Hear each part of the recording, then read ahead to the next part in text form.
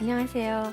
저는 이화여자대학교 특수교육과에서 학생들을 가르치고 있는 이소현 교수라고 합니다.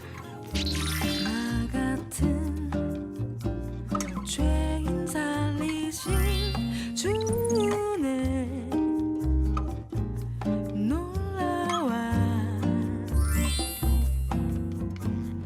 잃었던 생명 찾았고. 오늘 여러분하고 같이 장애인에 대한 이야기를 좀 해보려고 해요. 우리가 살고 있는 세상이 굉장히 크고 다양한 사람들이 많이 있는 그런 세상인데, 이렇게 다양한 사람들이 많이 있다라는 거는 서로 다르다라는 뜻이죠. 그래서 서로 다른 사람들이 모여서 사는 세상이 좀 더 예쁘고 아름다운 세상이 되려면 어떻게 해야 되나, 이런 이야기들을 우리가 많이 하는데, 그 다름 중에서 장애를 가지고 있는 사람들도 살고 있다라는 걸 오늘 한번 생각해 봤으면 좋겠어요. 그래서 장애를 가지고 살아가는 사람들, 이 사람들 도대체 누군가? 이 사람들은 어떻게 살고 있을까? 우리가 이 사람들하고 같이 살 때 어떻게 해야 되나? 이제 이런 여러 가지를 한번 같이 짚어보는 시간을 가지면 좋겠습니다. 여러 가지 장애 유형이 있는데, 눈이 보이지 않는 시각장애인도 있고 청각장애인도 있고, 또 신체에 이상이 있는 지체장애인도 있고, 또 우리가 발달장애라고 부르는 아이들도 주변에 가끔씩은 눈에 띄죠. 그래서 장애를 뭐라고 정의를 해야 되나 하는 것들을 사실은 이제 그쪽으로 공부하는 사람들은 많이 연구를 합니다. 근데 미국 같은 경우는 장애를 표현하는 용어가 굉장히 많아요. 그래서 impairment, disability, handicap. 그런데 우리나라에서는 그걸 전부 그냥 장애라고 해요. 근데 용어가 그렇게 다르다는 거는 그 용어가 내포하고 있는 뜻도 다를 수 있다라는 거거든요. 그래서 장애가 가지고 있는 뜻이 뭔지 우리가 먼저 한번 조금 생각해 보면 좋을 것 같아요. 신체의 어떤 한 부분이 없거나 또 그 기능이 손상되어 있는 그런 상태를 우리가 보통 이제 impairment, 손상이라 그러고, 그걸 우리가 장애인이라고 해요. 예를 들어서 우리는 지금 다리가 두 개가 있고, 저도 여기 올라오면서 걸어서 올라왔지만 다리가 없는 사람도 있습니다. 그럼 두 다리가 없으면 손상된 거죠. 다리가 있더라도 또 기능을 하지 못하는, 그러니까 움직여서 이 장소에서 저 장소로 이동하지 못한다면 다리의 기능이 상실된 거니까 그거는 우리가 장애인이라고 하죠. 보통 휠체어를 타는 이제 그런 분들이 다리가 손상된 장애인이죠. 근데 우리가 여기서 장애에 대해서 이야기할 때 이런 손상, 무능력, 그거 말고 핸디캡이라는 용어도 한번 생각해 봤으면 좋겠어요. 핸디캡이라는 말이, 그러니까 예를 들어서 아까 말씀드린 다리의 기능을 상실한 손상, 또는 그걸로 인해서 이동할 수 없는 무능력으로 인해서 사회에서 자기가 살고 있는 그곳에서 불이익을 경험하게 된다면 그건 핸디캡이에요. 그러니까 2층에 빨리 올라오는 사람 순서대로 선물을 드리겠습니다 라고 했는데 2층에 올라갈 수가 없는 장애인이 그 안에 섞여 있었다면 그분은 핸디캡인 거죠. 그런데 만일에 그 바로 옆에 엘리베이터가 있고 그분은 엘리베이터를 타고 제일 먼저 올라왔다. 그래서 제일 큰 선물을 받았다. 그러면 우리가 과연 이 순간에 이분을 핸디캡의 관점에서 장애인이라고 얘기할 수 있을까? 한번 생각해 보자는 거죠.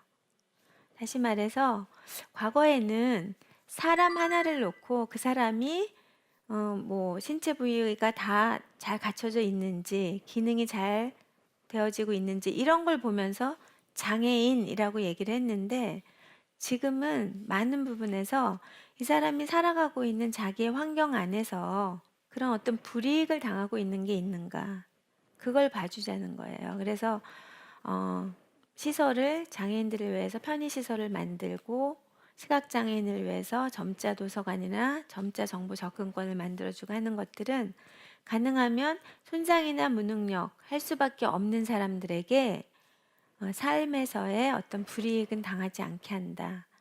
그런 관점에서 우리가 장애인을 바라보는 거죠.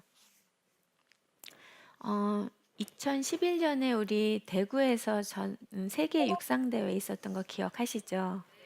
거기에 그 두 선수가 이렇게 신문 같은 데서 방송 같은 데서 좀 이렇게 스팟라이트를 받았던 기억이 나는데 혹시 기억하시는지 모르겠습니다. 그 시각장애인인데 그렇게 일반인들과 같이 달리기 시합에 나왔던 육상 경기에 나왔던 선수가 있었어요. 스미트 선수라고. 그런데 생각해 보세요. 눈이 보이지 않으면 다리는 송하니까 잘 뛸 수 있지 않아요? 아니에요. 운동장에 나가서 한번 눈을 감고 달리기를 해보세요. 이게 우리가 눈을 뜨고 앞을 바라볼 수 있다라는 거는 이 균형 감각. 그래서 눈을 감고 이렇게 달리기를 하는 거 굉장히 어려워요. 그런데 그분들은 어쨌든 굉장한 노력과 훈련, 연습 이런 걸 통해서 패럴림픽 장애인들끼리 하는 그런 경기가 아니라 장애가 없는 사람들이 하는 경기에 출전할 수 있을 정도로 그렇게 자신의 실력을 이제 발전을 시킨 거죠. 그렇다면 우리가 그 사람들을 보고 저 사람 장애인이야 이렇게 단순하게 말하기가 그게 맞는 말인지 적어도 나하고 저 사람하고 달리기 시합을 하면 다리가 없음에도 나보다 빨리 뛸 텐데 저 사람을 보고 단순하게 그냥 저 사람은 장애인이야 이렇게 말하는 게 우리가 맞을지 이제 그런 것들을 한번 생각해 볼 수 있다는 거죠.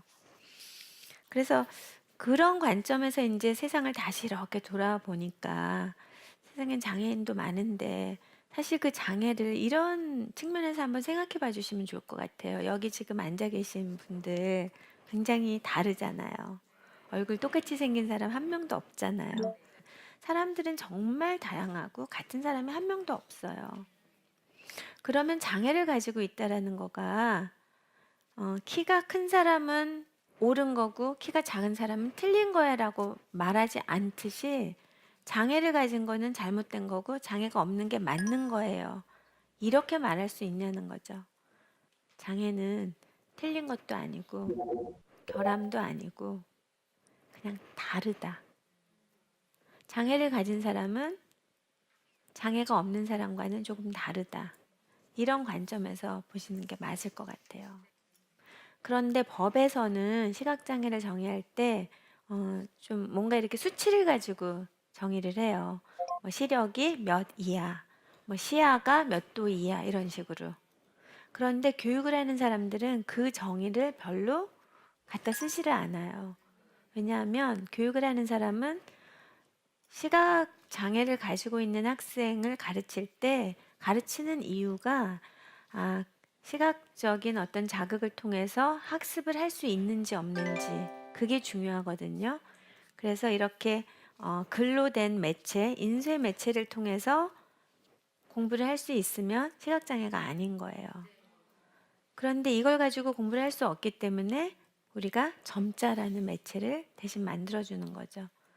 그러니까 사회가 만들어 놓은 기준이라는 거예요, 장애가. 장애는 사회가 만들어 놓은 기준이에요. 그래서 귀가 들리지 않는 사람은 장애예요 라고 우리가 만들어 놓은 거예요. 사실은 그걸 만든 이유는 그 사람들을 차별하려고 만든 게 아니라 귀가 들리지 않으니까 말을 하기 어려우니까 그 대신, 말 대신 수화로 말할 수 있게 수화라는 시스템을 어려서부터 가르쳐 주고 서로 소통할 수 있게 해주고 도와주기 위해서 만든 거거든요. 그래서 장애는 사회가 만든 기준이기 때문에 태어나면서부터 장애인이 무슨 결함을 가졌거나 잘못되었거나 틀렸거나 그런 사람들이 아니라는 거죠. 지금까지 세상에 살았던 사람 중에 가장 IQ가 높은 사람 혹시 누군지 아세요? 네. 몇 년 전까지 아인슈타인이었는데 최근에 미국에 있는 14살 14살짜리 소년이 그거보다 IQ가 높은 걸로. 그래서 11살 때 이미 대학을 졸업하고 지금 수학을 전공했고요. 예, 지금 어느 대학하고 이렇게 연계된 연구소에서 이미 연구원으로 일하고 있어요. 그 친구가 자폐성 장애를 가지고 있는 친구예요. 혹시 여러분이 또는 아이들이 좋아하는 미키와 미니마우스가 어떻게 탄생했는지 들어보신 적 있으세요? 디즈니가 학습장애였습니다. 자기가 배운 걸 기억을 하기가 너무 어려우니까 배운 걸 기억하려고 그림을 그리기 시작했어요. 그래서 탄생한 캐릭터가 미키예요. 여러분들이 좋아하는 영화 배우들 중에 난독증이라는 학습장애 때문에 대본을 읽을 수가 없어서 코치가 읽어주면 듣고 외우는 그런 영화 배우도 있어요. 탐 크루즈. 제가 이런 말씀을 드리는 거는 우리가 알고 있는 장애의 그름은 가졌던 그 편견, 뭔가 틀렸고 잘못됐고 결함이 있고 손상된 것 같은 그런 사람들. 그러나 그게 다가 아니라는 거죠. 우리나라에서도 왔었던 걸로 기억하는데 일본의 그 오토다케라고 오체 불만족이라는 책을 쓴 자서전을 쓴 분 계세요. 지금은 초등학교에서 교사를 하고 있는데 팔과 다리가 없죠. 팔과 다리가 없고 몸통에 그냥 손발이 붙어 있고 태어날 때부터 선천성 장애인으로 태어났어요. 그분이 쓰신 그 자서전 오체불만족이라는 책을 보다 보면 그 달리기 시합하는 중에 운동회에서 초등학교 때 달리기 시합하면 친구들 다 뛰어가고 혼자 마지막까지 남아서 뒤뚱뒤뚱 끼우뚱끼우뚱 그렇게 뛰어가는 모습을 보고 정말 천지가 고요해진 가운데 엄마들이 스탠드에서 구경하다가 훌쩍훌쩍 우는 장면이 나와요. 그때 보면 이제 엄마들이 그러시죠. 운동회라고 아이들이 다 뛰어야 되냐? 다리가 없으면 안 뛸 수도 있지. 왜 저 아이들 꼭 뛰게 해서 저렇게 힘들게 하냐? 근데 그 반에 그날 그 오토다케와 같이 운동을 했던 아이들은요, 선생님한테 뛰어와서 선생님, 엄마들이 왜 울어요? 오토가 달리기를 하면 느리게 하는 건 당연한 거고, 저렇게 뛰는 게 오토가 좋아서 달리기를 하는데, 달리기 시합을 나가려고 얼마나 열심히 준비했는데, 오토가 좋아서 달리기 하고 있는데 엄마들이 왜 울어요? 자, 이건 장애를 바라보는 관점이에요. 아이들은 오토를 보고 같이 수업하고 자라면서 다리는 있을 수도 있고 없을 수도 있고 오토 같은 사람도 있고 이 세상에는 나 같은 사람도 있고 그걸 배우는 거죠. 근데 엄마들은 이미 너무 성인이 돼 버렸어요. 장애인을 경험하지 못한 채로. 그래서 엄마들 눈에는 오토를 바라볼 때 다리가 없어. 너무 불쌍해. 저렇게 불쌍한 아이를 왜 달리기를 하게 해? 그러면 엄마가 만일에 오토한테 잘해준다라고 생각하면 달리기 운동에도 참여하지 못하게 하고 어디 조용히 가만히 아무것도 하지 않고 앉아있게 하는 거. 그게 과연 오토한테 잘해주는 걸지 생각해 보게 되는 거죠. 제가 얼마 전에 몇 년 전에 블랙이라는 영화를 봤는데요. 영화를 보면서 제가 장애에 대한 관점을 저렇게 극명하게 대비했구나 이런 생각을 했어요. 시각과 청각이 같이 동시에 장애인 한 여인의 헬렌 켈러와 같은 그런 여인의 자서전 같은 이야기인데 마지막에 이 친구가 대학을 졸업하면서 10년에 걸쳐 대학을 다니고 대학을 졸업하면서 졸업식장에서 이렇게 얘기합니다. 사람들을 향해서 여러분과 나는 다 똑같이 시각장애인입니다. 왜냐하면 우리는 다 같이 하나님을 볼 수 없기 때문입니다. 관점인 거죠. 하나님을 볼 수 있는가 없는가에서 너나 나나 똑같은데 그거 이외에 세상을 보고 안 보고를 가지고 장애인을 구분하지 않는 관점인 거죠. 그래서 우리가 먼저 주변에서 장애인을 바라보는 관점을 바르게 가지고 장애인 스스로도 바른 관점을 가질 수 있게 도와주는 역할을 우리는 해야 되는 거죠. 성경에 보면은 하나님께서 장애인을 만드셨다고 나와 있습니다. 분명하게. 창세기에 보면 모세가 하나님이 바로에게 가라고 명하실 때 나는 입이 어둔한 자라 말을 하지 못하는 자라 나는 갈 수 없습니다 하고 말할 때 하나님께서 분명하게 얘기하세요. 누가 말 못하는 사람을 지었느냐? 바로 나 여호와 하나님이다. 근데 그러면 하나님께서 왜 장애인을 만드셨을까요? 그것도 분명하게 성경에 나와 있습니다. 하나님, 예수님, 이 앞이 안 보이는 이자는 부모의 죄로 장애를 갖게 되었습니까? 자기의 죄로 장애를 갖게 되었습니까? 묻는 제자들에게 예수님이 분명하게 대답하시죠. 부모의 죄도 아니고 자기 자신의 죄도 아니고 하나님께서 그의 하시고자 하는 일을 나타내고자 하심이라 하셨어요. 장애는 뭔가 잘못된 것이 아니라 하나님께서 이유와 목적을 가지고 이 땅 위에 귀하게 지으신 존재입니다.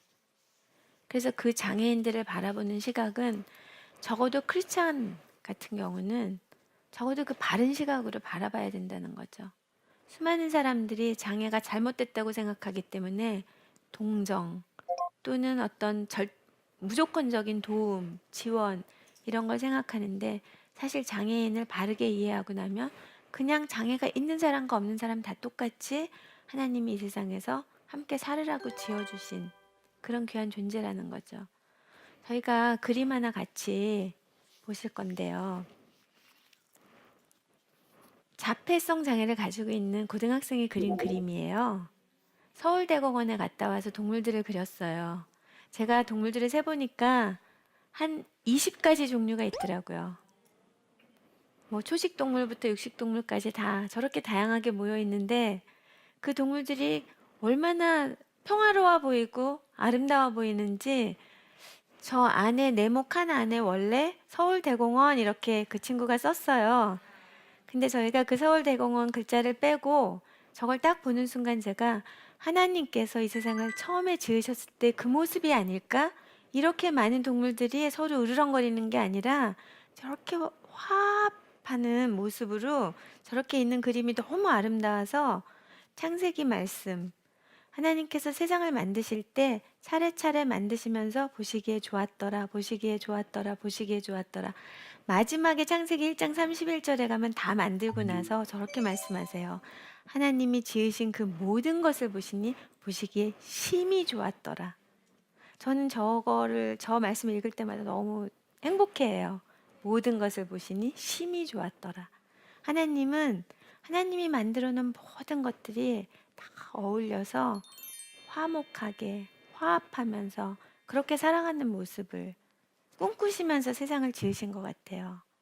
저 안에는 장애를 가진 사람도 있고 장애가 없는 사람도 있고 정말 많은 유형의 다양성을 가진 사람들, 나이가 많은 사람, 어린 사람, 뭐 또 외모적으로 서로 다른 사람, 그런 모든 사람들이 섞여 있을 때 그 섞여 있는 채로 서로 구분하거나 차별하지 않고 필요에 의해서 서로 도와주면서 그렇게 살아가는 모습을 보시지 않았을까. 하나님께서 이 땅 위에 장애를 가진 사람을 만드셨을 때는 그 장애로 인해서 참 힘들고 불편한 것들이 참 많이 있습니다. 가족들 너무 많이 힘들어해요.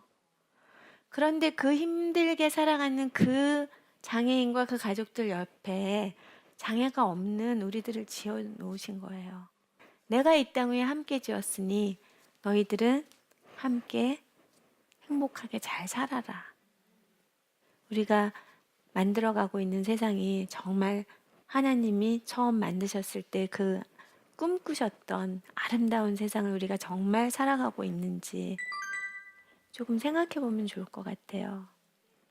우리가 한 사람 한 사람이 변해서 한 사람 한 사람이 장애에 대한 생각을 조금씩 바꿔가면서 아, 장애인도 나와 똑같은 장애가 있다라는 것만 다른 그런 사람들이구나. 그래서 필요한 것들을 도와주고 지원하고 또는 그 사람들이 또 이 세상에서 같이 역할을 할 수 있게 자리를 내어주고 그런 모습으로 함께 살아가면 정말 멋진 세상이 되지 않을까 생각이 됩니다.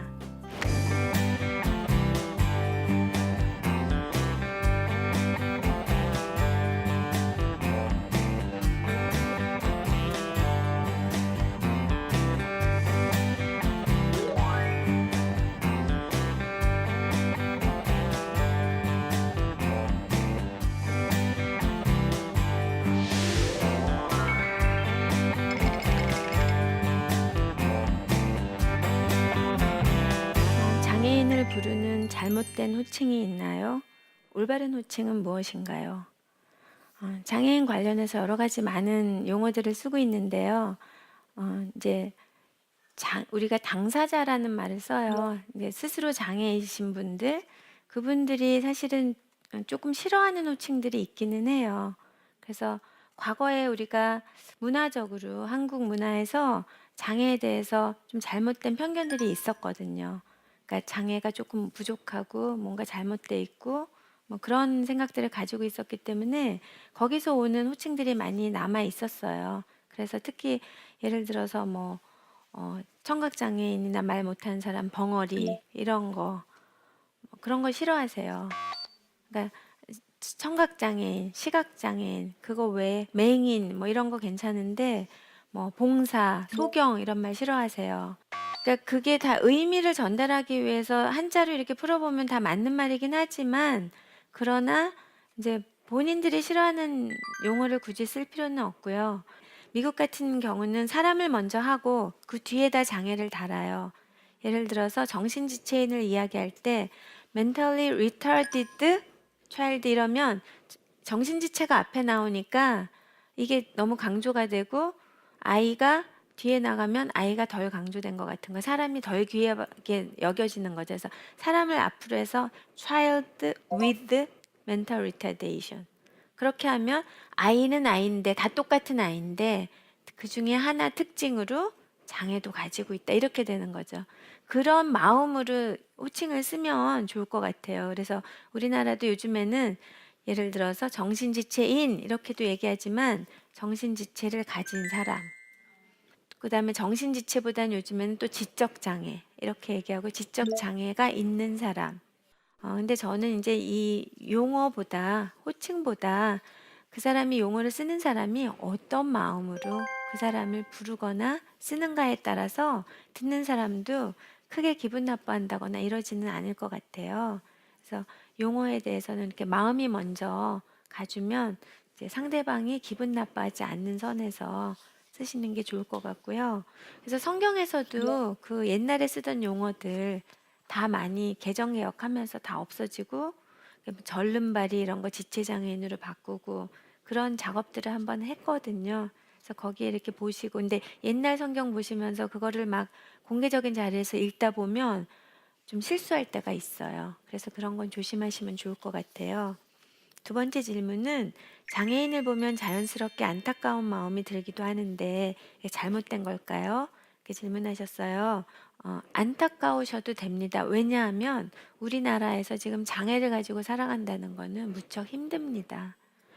여러분들이 보시고 안타까운 마음이 들어야 그 힘든 것들이 이해가 되고 힘들지 않게 하기 위해서 사회가 또는 사회에 살고 있는 우리가 어떻게 해줘야 되는지를 생각해 볼 수 있는 기회가 되니까 안타까운 마음을 갖는 건 좋은데 그 안타까움이 상대방에게 어떤 상대방을 비하하거나 동정하거나 그런 걸로 전해지지 않게만 하면 좋을 것 같아요.